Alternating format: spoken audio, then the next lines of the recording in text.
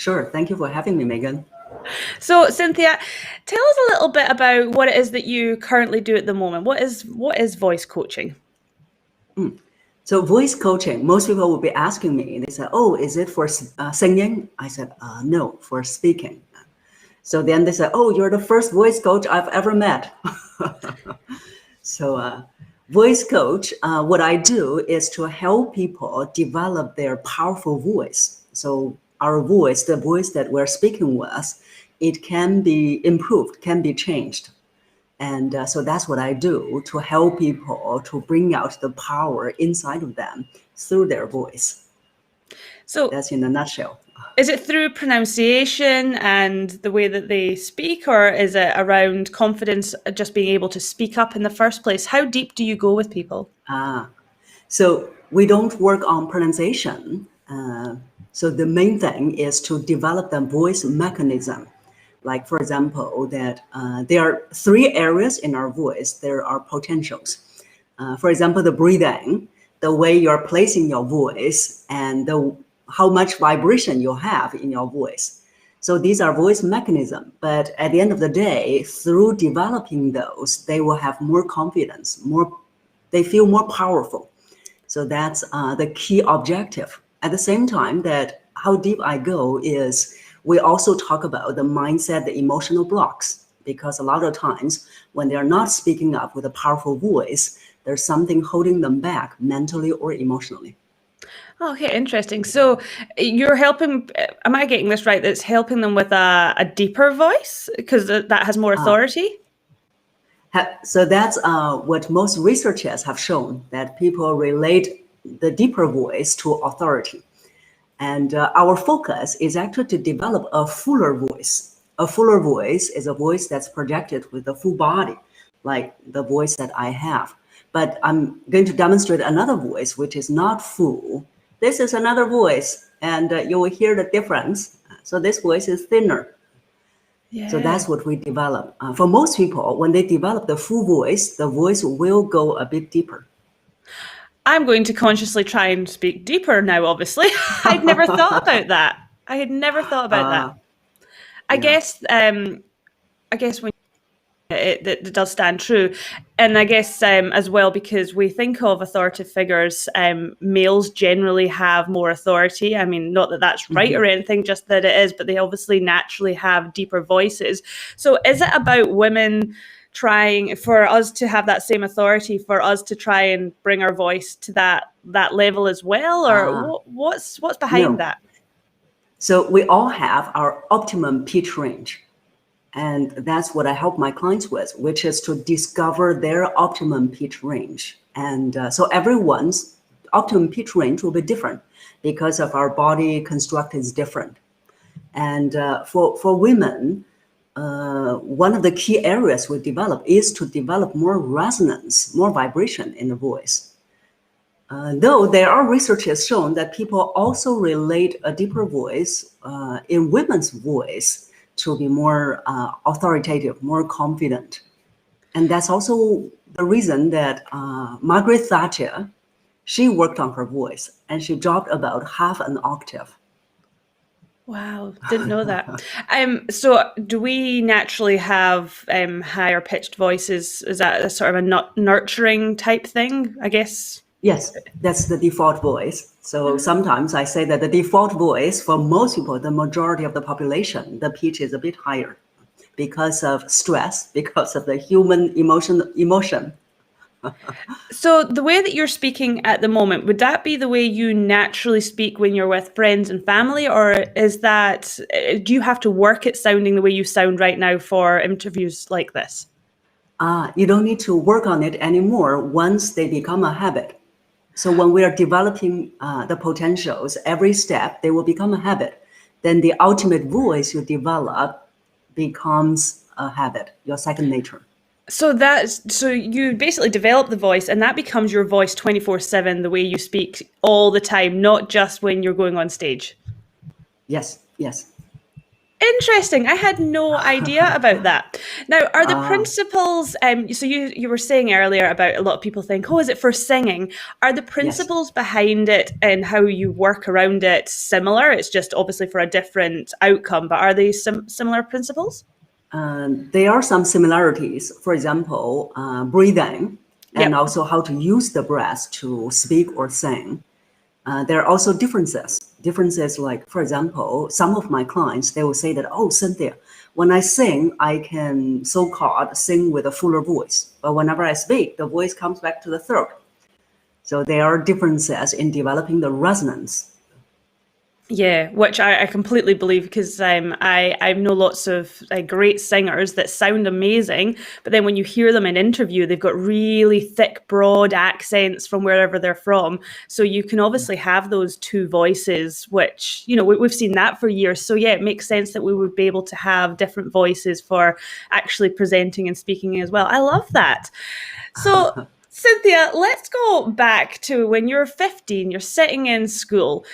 I've only just learned today or recently since we connected that a voice coach is a thing. 15-year-old Cynthia wasn't sitting there going, I'm going to be a voice coach. What were you thinking you were going to be at 15? When I was 15, I knew I loved singing. Yep. So I used to perform in schools, and that was the only thing that probably I was thinking about. But I never thought about becoming a singer, because in my family, no one has become a singer. So, and at the time, I think there were only two things in my mind, two professions. They said, oh, what do you want to become when you so-called grow older? So I said, okay, the only two professions I know well are scientists or teachers. So I said, I don't think I'll become a scientist, but I'll become a teacher. Which, in a roundabout way, you kind of have. Yes. So here I am, kind of a teacher or educator. So so Cynthia was brought up in China, and English is your second language, as we covered on already. Tell us a little bit about that journey when you've decided, you know, I'm going to be a voice coach in English. You've written a book and everything. Like, what was that journey like? So I think it's the focus. So I never thought about, English is my second language. I should not do something or do my career in my second language. That was never my focus. So that's why now, looking back, whenever people ask me, oh, how did you have the courage? I said, change your focus, because I wasn't focusing on, oh, this is not my first language. This is my weakness. So instead, my focus was, I have the ability to help people with their voice, and I believe in what I could bring to people. And when you focus on that, then the other things, they are just noise. Yeah. And even though that in my early career, I was meeting a lot of challenges, and also there were people doubting me because English is my second language. Yeah. So of course that facing those doubts, it will affect how I felt, but it didn't affect my confidence at all. Yeah. So I remember one day I was walking on the street and thinking about all these challenges. And then something came to me, and that was, this is only a challenge I'm facing. Everyone in their journey faces challenges. It's just that my challenge is this one that people doubt this because this is not my first language. So at that moment, I said, there's no big deal. This is only a challenge on my way to entrepreneurial success. So I think that was a big wake-up call for me and big enlightenment moment. It's good when you've got that self-realization, I think, because, you know, so often we hold ourselves back because we see it as a barrier, and we can't really see the fact that it's a barrier, but all barriers can be crossed or cut down, or we can get under them. Yeah. So at what stage did you start your career? Did you do something between school and starting this business? Did you do something else? Yes. So my first job when I was in my master's was to teach part-time on business communication. So that's where I started. And once I graduated, my very first job was in human resources. So I thought that I was good with people, perhaps that I could do something in HR. Yep. And so I did about 2 years, and turns out that I wanted to do something more than just dealing with people. I want to help them grow. Yeah.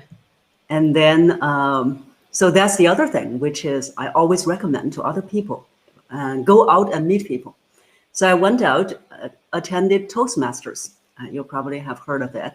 Yep. And in Toastmasters, I realized, oh, there are a lot of people who are trainers. So I said, oh, I can do this as well. So then I became a trainer to train our own employees. And that was my last job. And then I came out 11 years ago. Excellent. Yes, that's brilliant that you had such self-realization of like what you wanted to do, how you wanted to help and things like that. That's brilliant. So talk to me a little bit about what the process actually is. So if I come to you and I want, like, what kind of people come to you? Is it because they have a goal in mind that they want to be a public speaker or they want a promotion? Or is it someone who has a particularly high-pitched voice and wants to do something about it? What kind of people are you attracting? So the very first group, they are senior management. They're in the senior management. And their goal is to have more influence in their voices. Yep. They have gone through a lot of other training programs. And they realize when they're speaking, their voice is not conveying the power they want. The voice does not have enough gravitas. Yep. So that's one big group where that they want to have more influence through their voice. And the second group, they are speakers, they are entrepreneurs as well who want to speak, or especially entrepreneurs who want to speak to get clients. And so they also realize, oh, when I'm speaking, my voice does not have the impact. When I finish a sales pitch, no one comes up to me. Yeah. So then realize, oh, I need to work on the voice. So that's the second group. Yes. So the majority of people you're working with, they're quite confident with their messaging. They're quite confident to actually get up there and speak. It's just that when they are speaking, they're just not having that impact that they want to have. Yes, that's right. And do you, because I know that you've worked in lots of different countries, nearly 40 different countries. Does it actually matter what language the person speaks? It doesn't matter. So the only thing is sometimes their first language may affect the voice clarity. Right. So if they have a very heavy accent, then the clarity will be affected. So I always tell them, you don't need to get rid of your accent. You just need to improve the clarity. Yeah. I'm just, when I'm thinking, like when we're talking here, I'm thinking of times I've presented, and I know that I noticeably go lower when I speak, but I'd never thought about that consciously until we're chatting just now.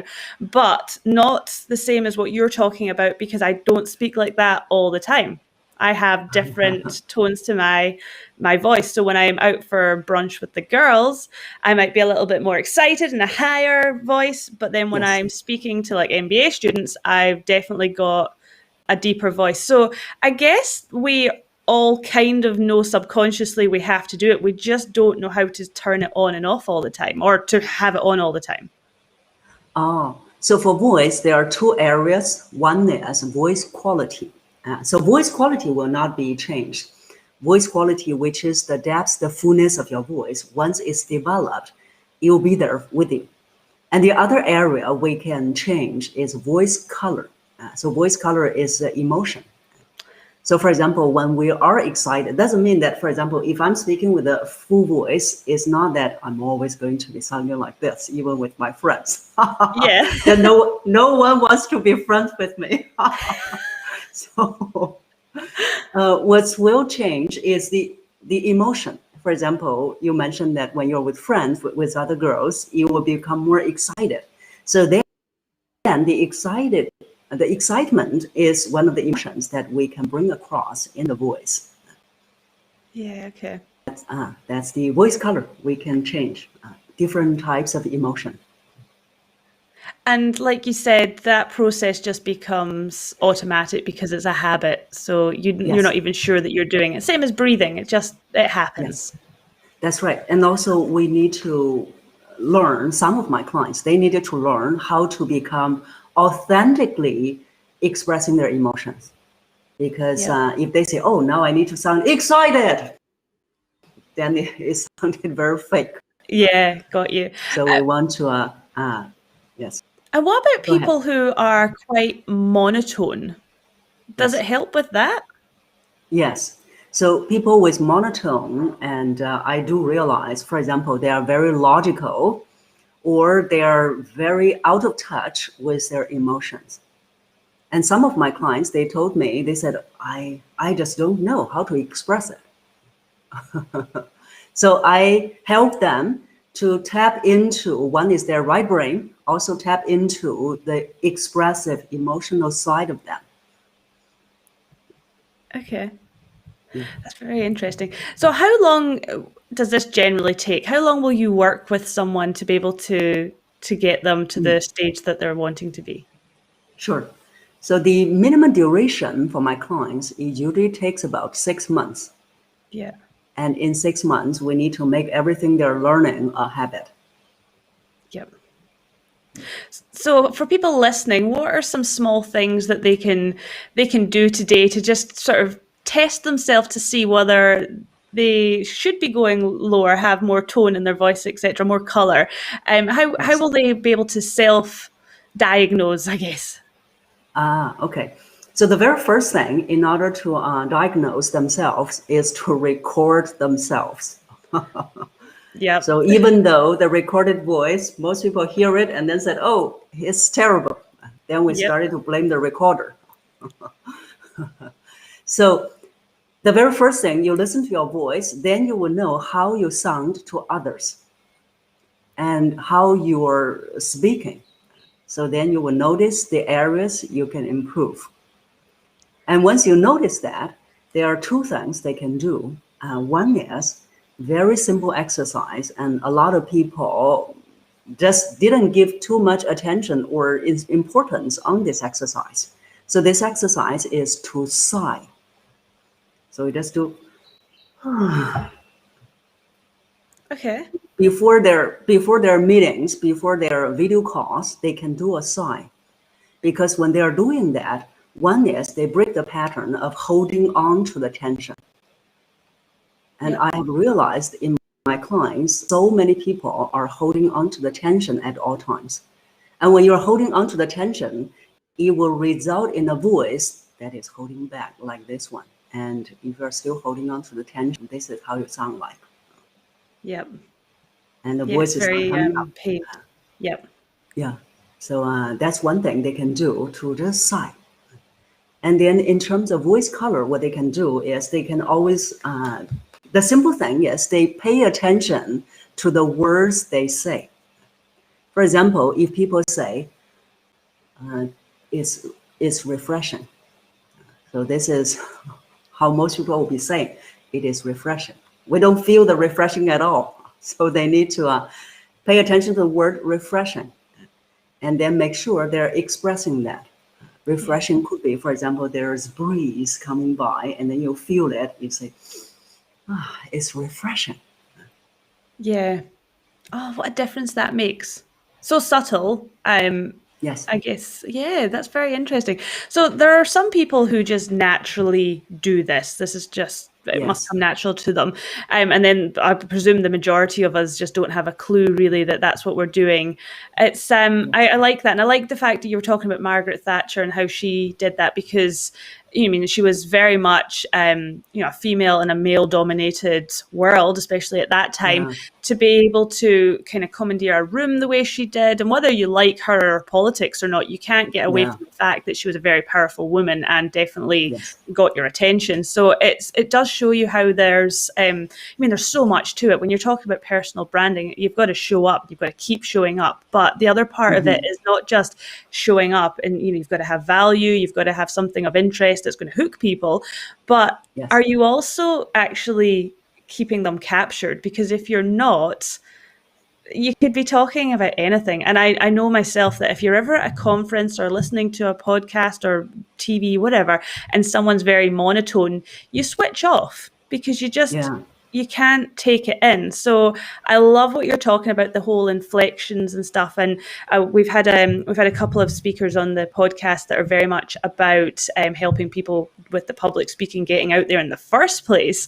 But there's a lot of people who have the confidence to public speak that shouldn't be because they just don't Yeah. sound great. So you're really taking them to that next level where you've got a stage, you're more than comfortable to do it. Let's make sure people are actually listening to you and can listen to you, because it's hard to listen to Yeah. someone when they don't sound great. That's right. Yes. Yeah, So I like that. yeah. So your voice either draws people in or unconsciously pushes people away. Yep. Yeah. Yeah, which is fine because it's the same as appearance. There'll be some people that like the way I look, some people that like the way you look, and vice versa, and don't, etc. That's fine because not everybody has to be your cup of tea. But I think Yeah. that the same way that we brush our hair before we go out, and we make an effort when we go out in public. If you're going to have a stage, I guess you need to make an effort to kind of tidy up your voice and make sure that it's presented same concept. Yes, that's right. So, Cynthia, if anyone wants to get in touch with you, how can they reach out to you? So the very first place I would recommend is my YouTube channel. So they can just go to YouTube and search Cynthia Voice Coach. They'll be able to find my channel. On my channel, there are over 200 videos. And right now we have 42,000 subscribers. So I welcome them to join as one of them. And of course, the other place is my website. So on my website, they can also download a much more in-depth, free 3-part video lessons. So the website is powerfulexecutivevoice.com. Excellent. And what does the 3-part video? What do they learn in there? So one is they will be the 2 areas we mentioned, voice quality and voice color. That's where they will find out. And also they will find out where is the potential in their voice and how they can develop that potential. Brilliant. Excellent. So head to Cynthia's YouTube channel, and you can also check out her TED Talk on there as well, or her website, because there's lots of great resources on there. Cynthia, thank you so much for joining me and sharing all of that. That was really interesting. I enjoyed that a lot. So thank you very much. Thank you.